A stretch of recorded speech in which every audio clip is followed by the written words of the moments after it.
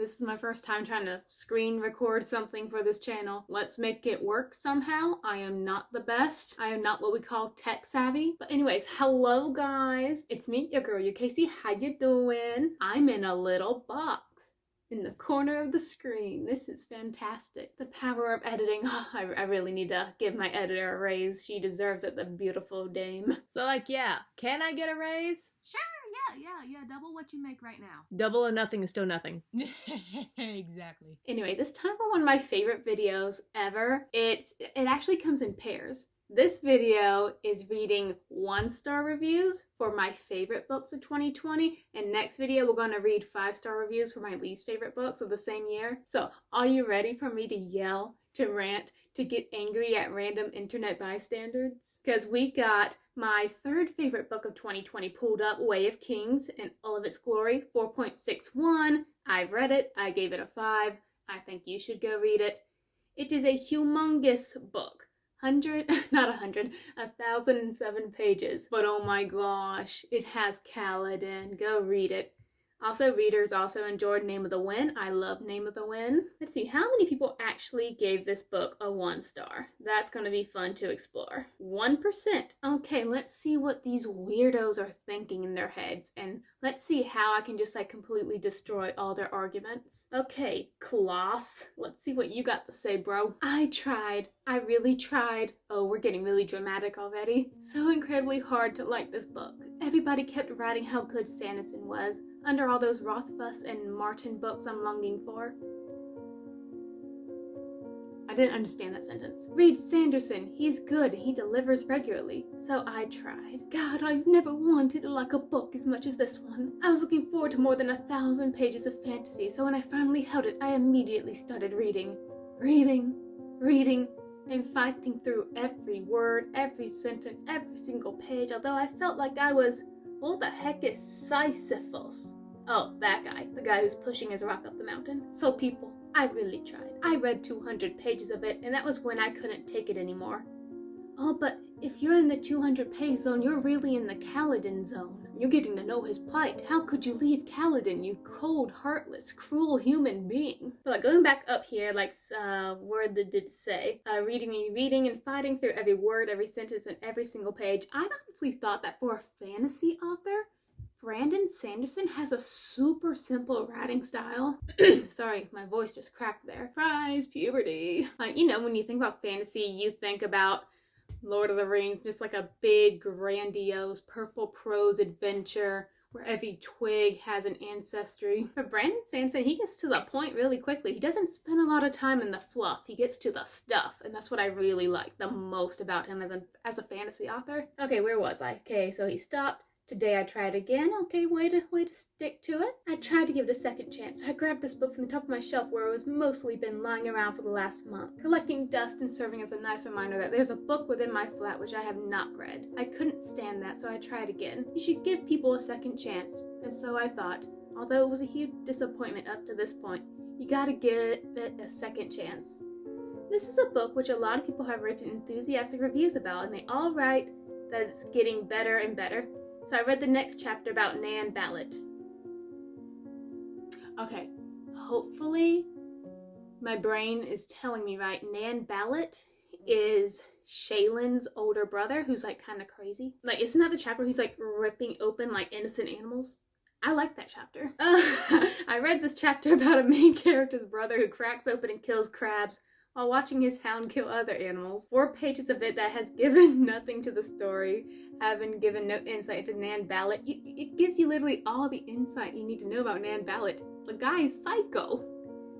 That was my favorite chapter, probably. And as far as I know, not served a single purpose other than filling 4 pages. It does, because it gives you a little hint of a backstory before we really get into his story, or his part in the grander tale of Shaylin's story in book 2. How could you not like that scene? It's dark, snap, snap, crab legs. It's fun. So no, for the first time in my entire life, I won't finish a book. This book, I've read through over 200 pages of it, and it's been boring, full of repetitions and pointless scenes. So honestly, my thoughts on Oathbringer is that it was filled with repetitious and pointless scenes, I call them the Bridge 4 flying montages where they were just like learning how to fly and just like talk about, oh, it's so nice to fly and all that stuff. I thought those are pointless and repetitious, but I can't think of a repetitious thing in Way of Kings, which was beautiful in every way. So from my point of view, even if the other 800 pages are better than anything I've ever read, I won't read them, because I strongly believe that an author shouldn't be allowed to write over 200 pages of nothing. It wasn't nothing. We were building into the story. At this point, Kaladin was having an existential crisis. We were meeting Shaylin and her, spy mission. Dalinar was having his creepy visions. Got to see what kind of a snob Adolin was. We were having a good time. And I absolutely don't believe that these 800 pages are any better, because apart from the non-existent plot,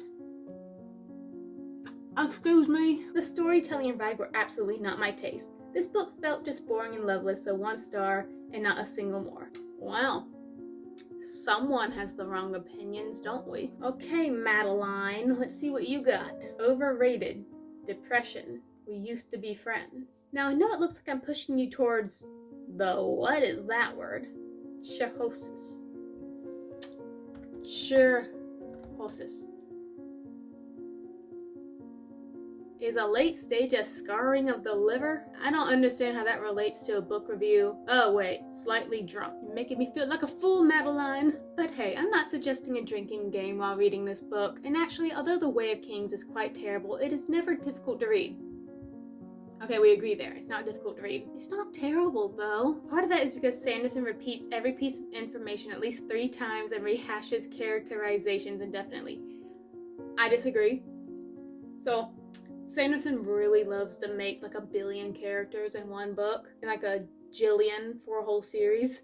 And it was honestly kind of hard, remember who each person was besides from the main cast. So this is when I would be like, I would actually love some repetition, like really hammer in who exactly bystander J over there is. Part of the reason it's so bad, perhaps even the primary reason, is because Sanderson doesn't seem to know what is important.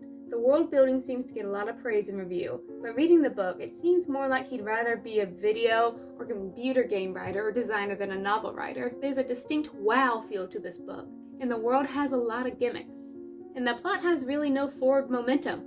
We are in war! It's like everyone is bouncing around until they reach the next level. There's a lot of point of view bouncing because we have Dalinar, Shaylin, Kaladin. Those are like the 3 chief point of views. But then we have the interludes, which are told from at least 3 or 4 different point of views too. So bouncing around like that, I agree. And would Way of Kings make an awesome video game? Yes. I'm just saying, when you find yourself writing about anticipation, Spren, that is a red flag. Capital letters, red flag. I'm allergic to this review. I don't get what the big deal about having anticipation, Spren, is. I agree, it's a long word. But Spren is a big deal in this book. So if we cut out the prelude and the prologue, which are mostly establishing the setting, and it's not frankly such an MPEG setting that a reasonably intelligent person couldn't figure out as they went along. So you're saying we didn't need the prologue. The prologue where the king gets assassinated, which is the starting point of the whole war. I respectfully disagree, Madeline. Character is expressed by dialogue and action, and if a writer is a good hand in at least one of those, then passages like, Navani was always at her most genuine when playing with her new fabrials. It was one of the few times when one got to see her without any pretense. This wasn't Navani the king's mother or Navani the political schemer. This was Navani the excited engineer. Are entirely unnecessary. Although I do kind of agree with that character is expressed by dialogue and action.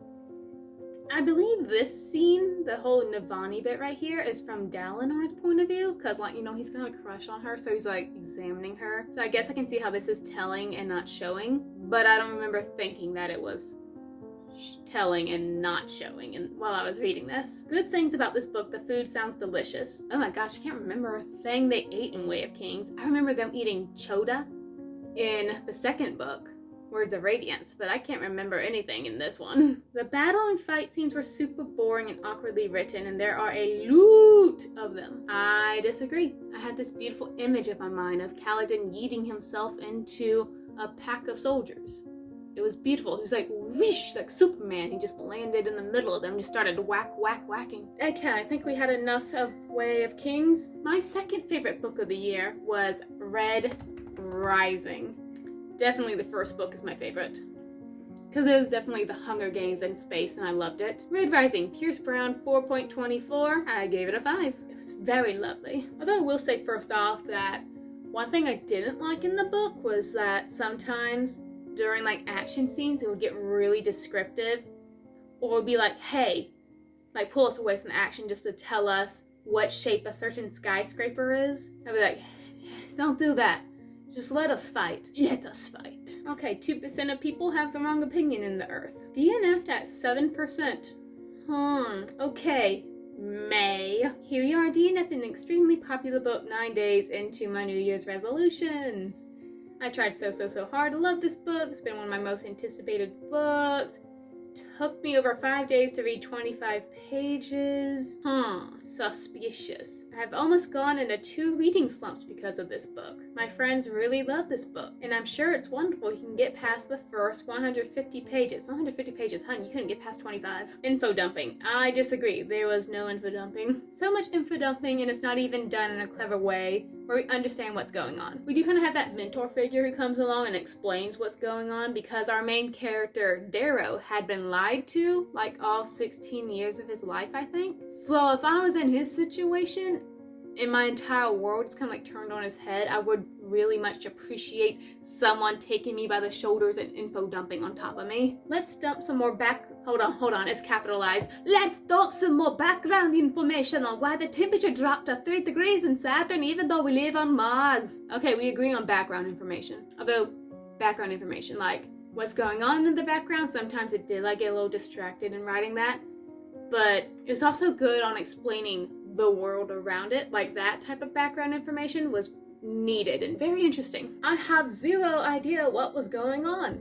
There was no explanation. You just said there was info dumping. If there's no explanation, can there be info dumping? May? Oh, this one has a bajillion hashtags. Repetitive info dump, shallow world building. It's literally the universe. How can it be shallow? Wait. Okay, it could be shallow. Show don't tell. Horrible characters. I ain't reading the rest of this. You don't know what you're talking about. What's your name? Trudy. I love Darrow, but I love Servo or Severo. I cannot remember exactly where the V is in his name. But Sev, I love that little crazy man so much. DNF at page 36. How did this book get so big? It's bad. The stilted dialogue. Haphazard. Haha. There's no L. Hannah. Help. Hazard. Exposition, shaky world building, flimsy character motives, blatant misogyny. How's there misogyny in this book? The girls are literally fighting right next to the guys and beating them. Okay, petulant protagonist. He is 16 or 17. He matures fast, though. The writing style is so blooping hard to get into, and the first 100 pages of world building makes 0 sense and was blooping weird. And then it started to get better at the passage scene, and I was so blooping excited, but then 20 pages later, it was bloop again. I have no idea what the bloop is going on in this book, and I'm so mad. Clearly you can tell because all the screaming and swearing. Oh look, a grammatical error. Your entire argument is void.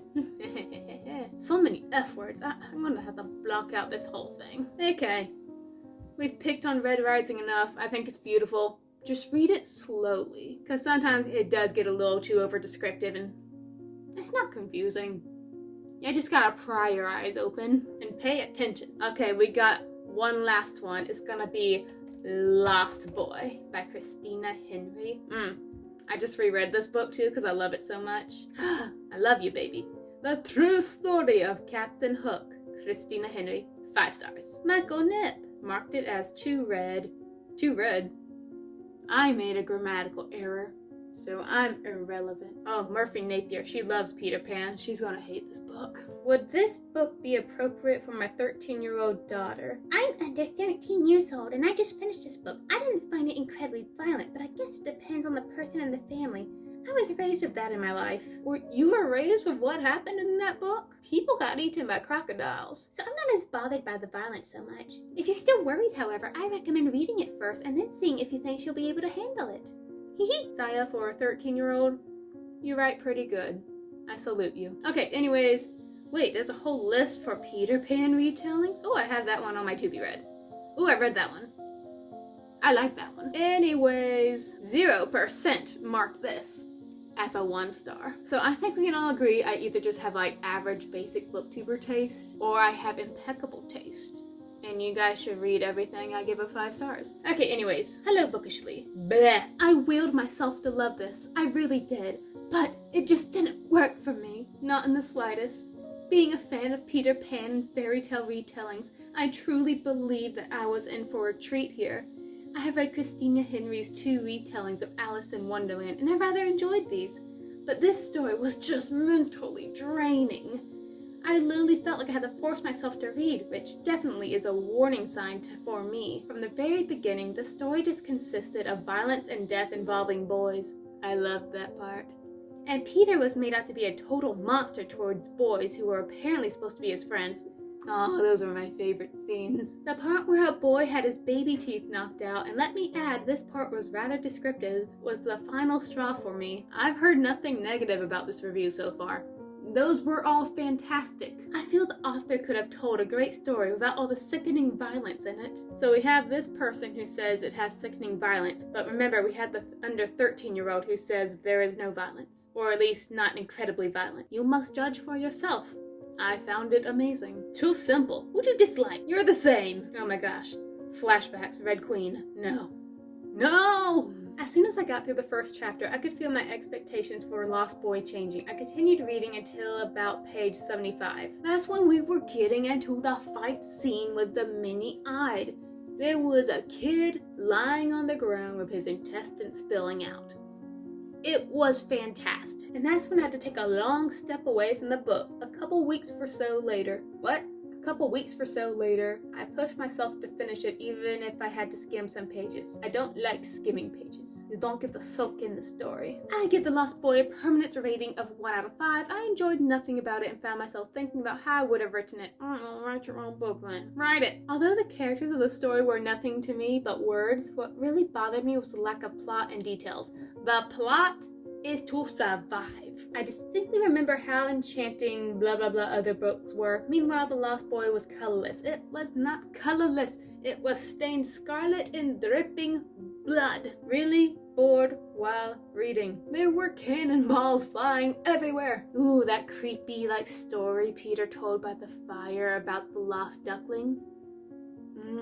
Foretelling? Foreshadowing? For me? Because I love this book? Yes. She creates a character that was more in line with a demonic psychopath unable to feel remorse, pity, or sadness and only ever did what would bring him joy, and thereby narrowing... Oh my gosh, this... How long is this sentence? The heck, Henry. The heck. Okay, in this channel we love characters who are demonic psychopaths unable to feel remorse, pity, and sadness. It's a beautiful thing that happens. And my favorite thing was that he was hoping for some semblance of a happy ending.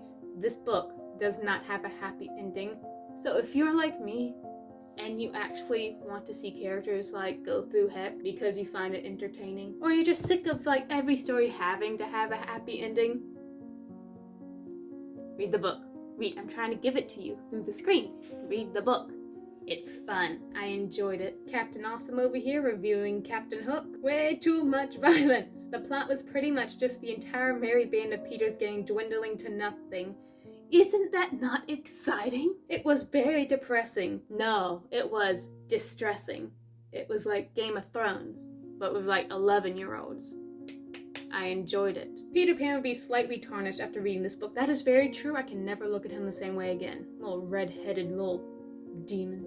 I love him. And yo guys, that was some clearly incorrect reviews for my favorite books of 2020. I'm really excited to see what other wrong opinions there are out there for the worst books I read for 2020. To Sleep in a Sea of Stars is definitely going to be one of those books, so I hope you guys are ready to see that. Till next time, my bros, stay read deep, my friends. Read Way of Kings. read Lost Boy, read Red Rising. Just be gone. Go read now. Bye.